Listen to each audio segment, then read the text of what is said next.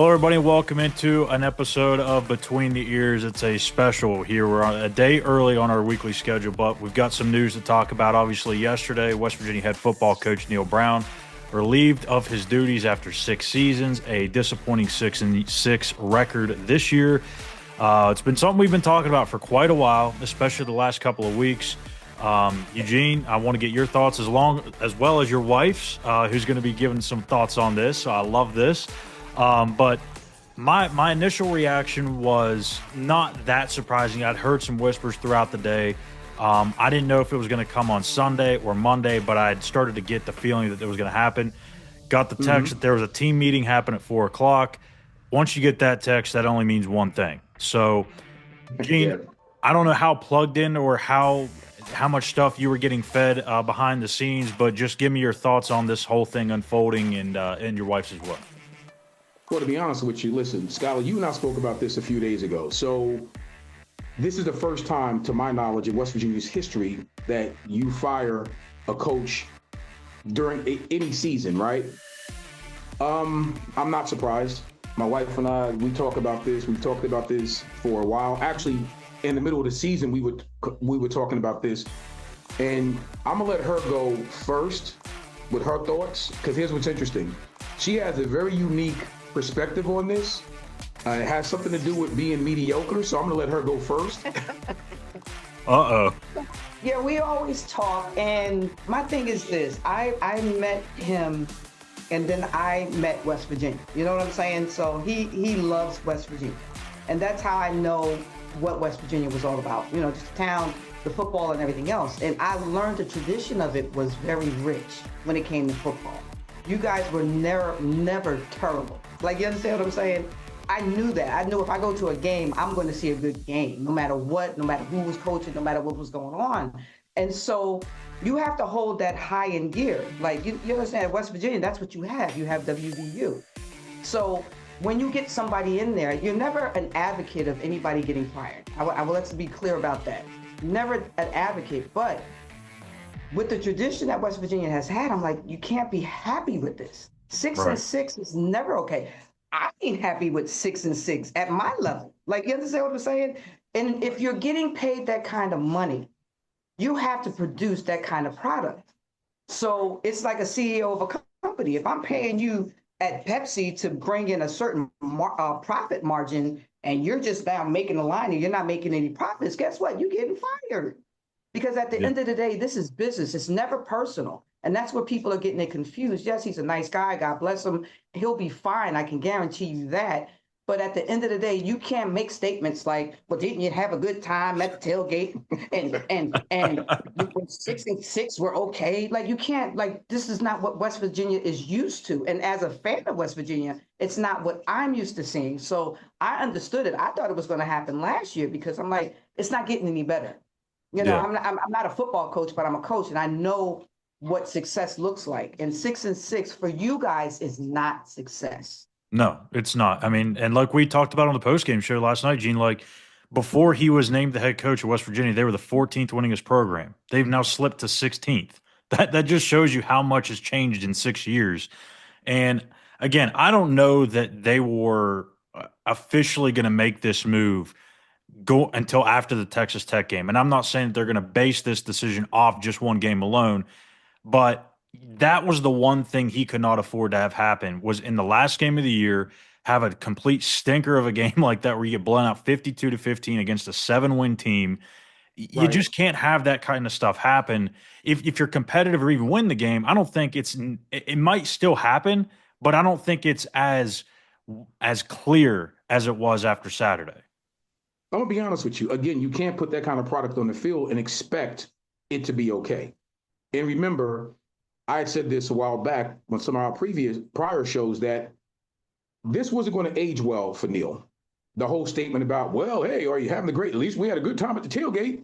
Nah, dude, that's never going to age well. Again, a lot has to do with this is a big boy business, which means the product has to speak for itself, which means if you're not coached well enough to go out, I said this last night, there's no way that Texas Tech is a 37 points better than West Virginia. with a comparable roster. It doesn't make sense to me. So Right. today, or whenever that decision was made to relieve Neal Brown of his head coaching duties, again, like my wife said, I'm not an advocate of anybody getting fired, especially this time of year. I mean, heck, it's the holidays, right? But the point is, this is a result-driven business. And if you're not providing the results that the fans and the alumni and the boosters want, you got to go. Exit stage left. It's unfortunate, but you got to go. It is. I mean, both of you guys have been in the coaching profession before and still. And I think you both know, like, when you don't produce results, there's going to be consequences for that. And as great of a guy that Neal is and how much he understood what this meant to the state and the people that live in the state, you still have to produce wins. Like, it doesn't matter how good of a person you are, how much you get it. If you don't win, it doesn't matter.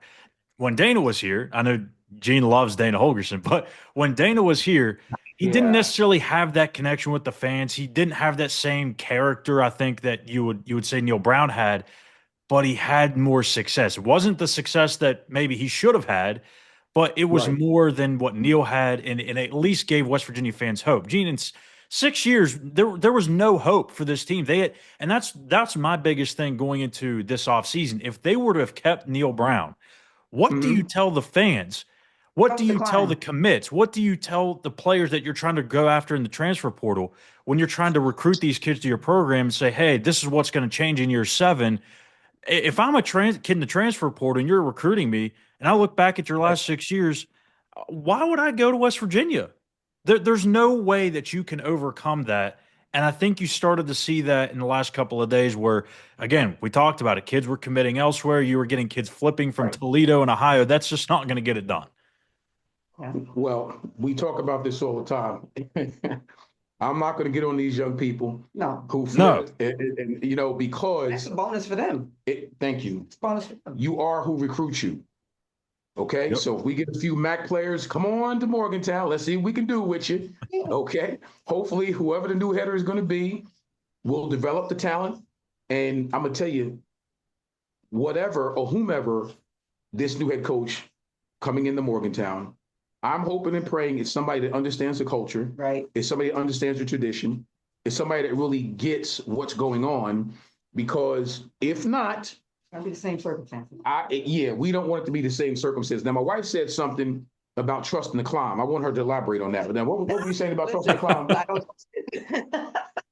Well, with these kids, like, they're not into this rah-rah, right? Like you said, they want to see results. Yeah, this is a slogan, trust the climb. But what's your record? Who have you beaten that has a winning record?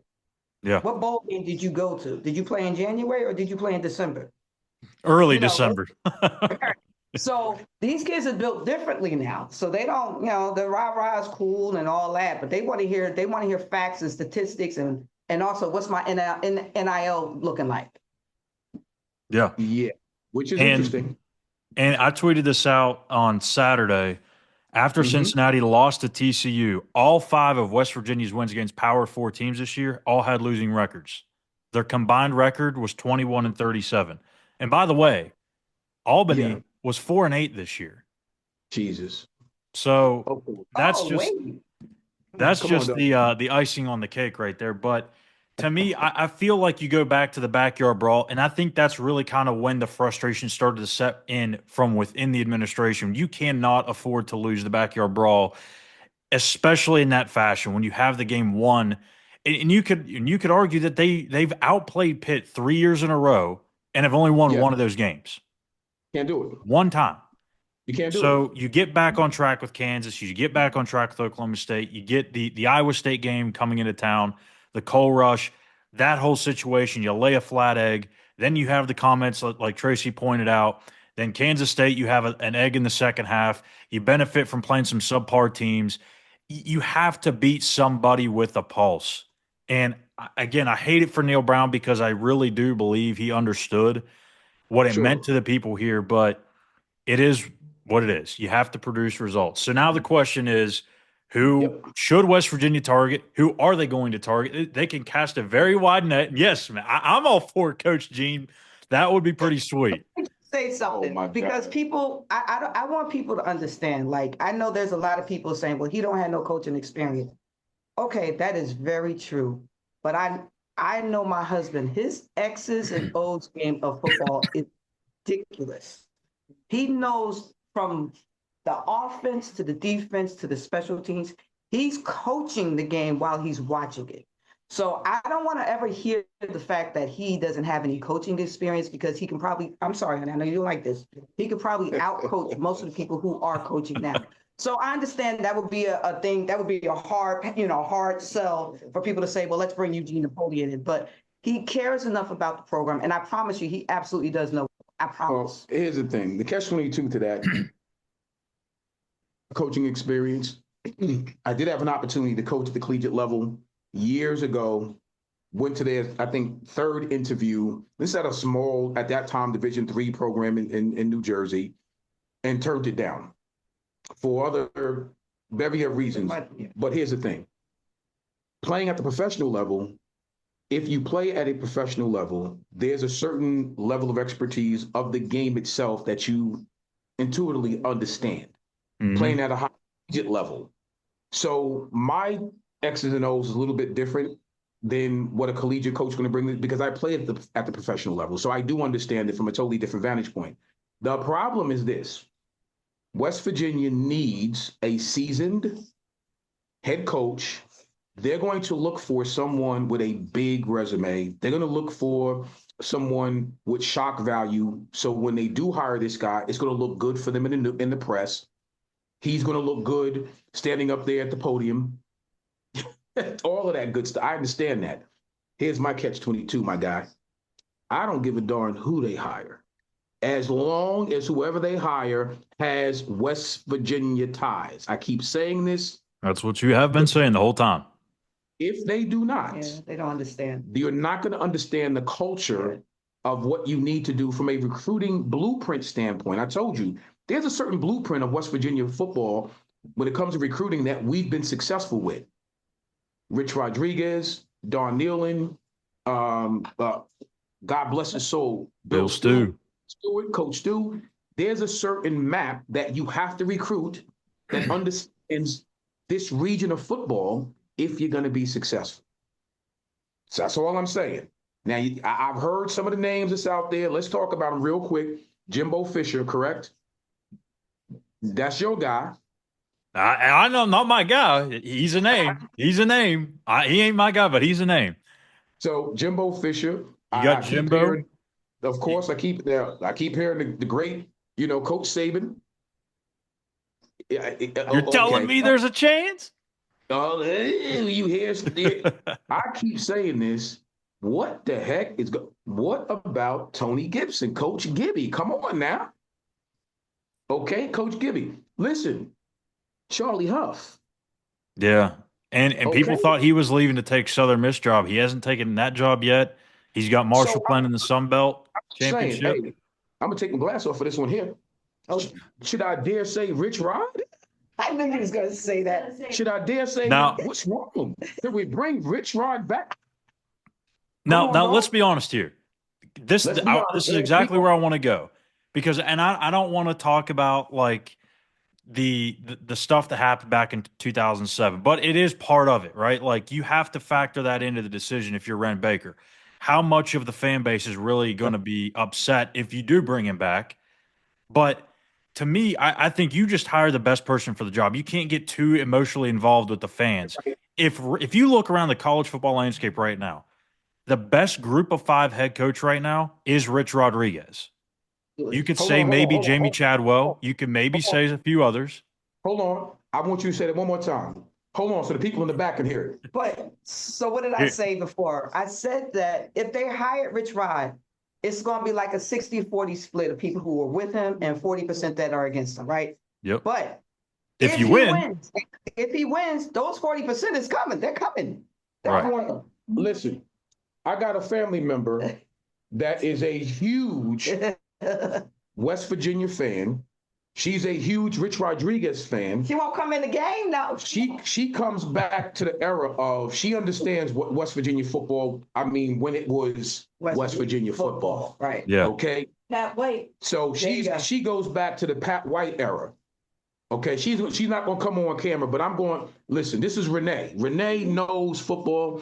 She's a quarterback in her own right. Okay, can sling. Listen, can sling it with the best of them, Schuyler. Trust and believe.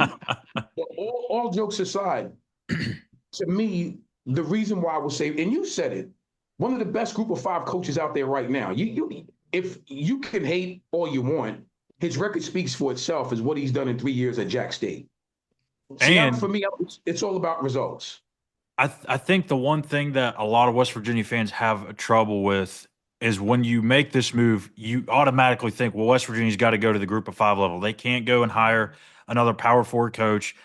Unlikely they get a power 4 offensive or defensive coordinator. It's going to be a G5 coach. Well, my thing is, okay, there's G5 coaches that make that jump every year, and there's a lot of them that have a lot of success.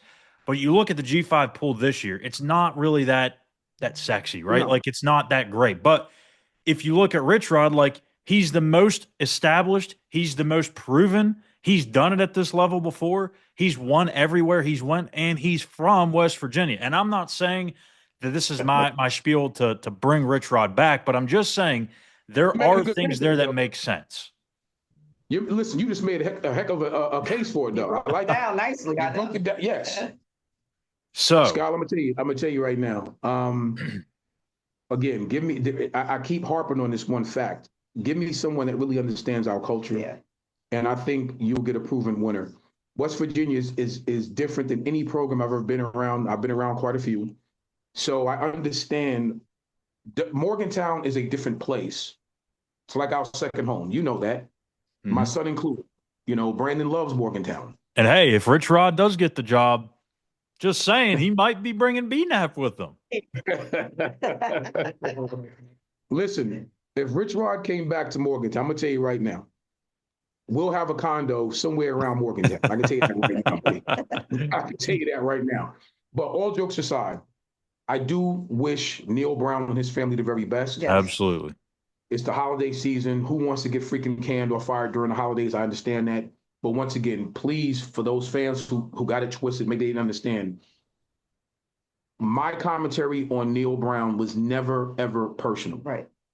It was strictly business, and it was strictly with him being a coach. He's a good man. He's a high character individual. He is a man that leads, you know, the way he walks, what he talks.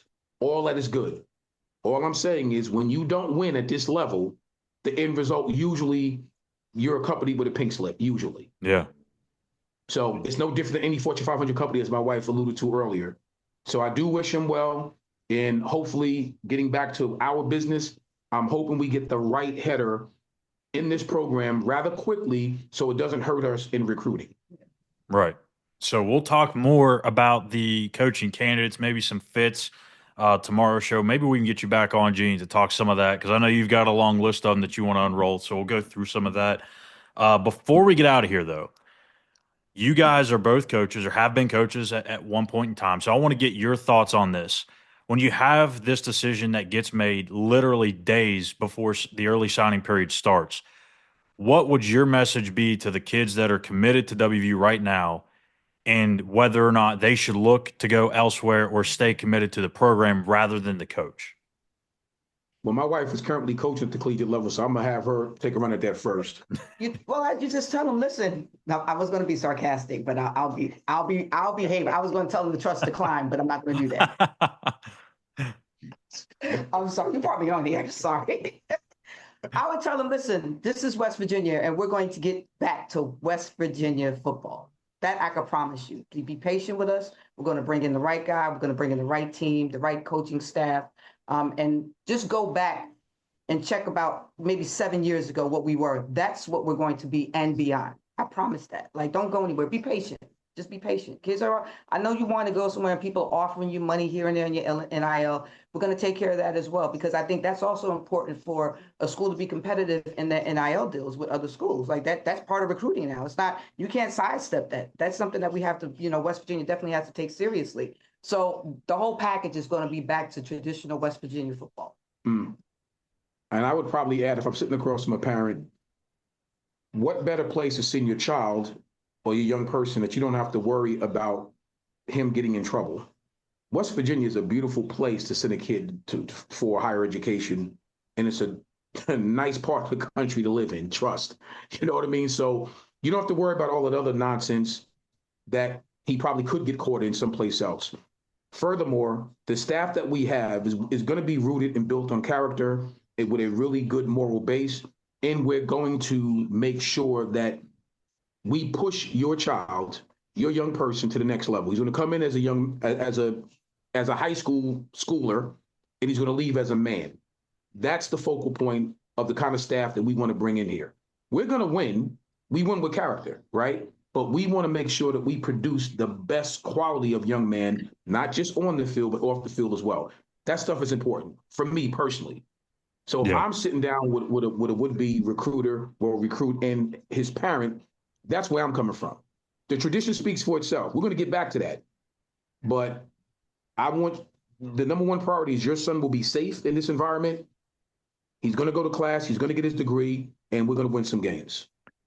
Yeah, my thing is always just let the situation unfold first, because if you committed and thought enough of the school in the first place, you might as well see what the new coach has to say, right? And you don't have to sign in December. I'm sure you'd love to sign and maybe enroll early, but you can sign in February, and that's the same thing for really any other school too. It's not just West Virginia. Got a little bit of information here as we record. We're actually recording this on Sunday evening, but we're dropping here on Monday morning. Penn State offensive coordinator Andy Kotelnicki is expected to interview for the head coaching job. So wow, I told you that was a name that I really liked. I like him as well. Listen, I like him as well. Now let me go ahead and put out the assistant head coach, Terry Smith. All right, Coach Smith, let me put it out there. That's my guy. Yeah. Okay. I know he won't, but that's my guy. Listen, now that would be a splash hire. Yeah. Not necessarily West Virginia ties, but if you don't have a guy at West Virginia ties, you're going to have to find somebody that's really well thought of around college football. The job that Andy Kotelnicki did at Buffalo and at Kansas to help turn around those programs offensively. I mean, look at what Kansas was at the beginning of this year. Their offense was searching for answers.